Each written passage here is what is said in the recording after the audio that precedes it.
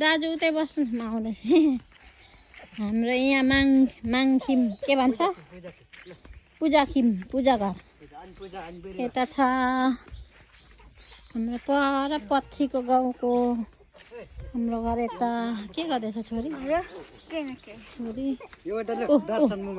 मेरो छोरी रुँदैछ अब हाम्रो पूजा घर पूजाखिम उता अब कस्तो मजाले उयो भएको के पो तिरेपाटी कस्तो राम्रो खोला के भयो उयो सुँगुर हेर्नु जाने देवाको सुँगुर देवाको सुँगुर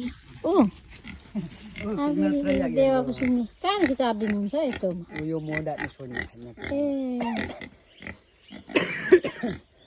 यो सबै हाम्रै रुखहरू है कस्तो मजाको यहाँ देवको घर नानी उहीँ पर देवको घर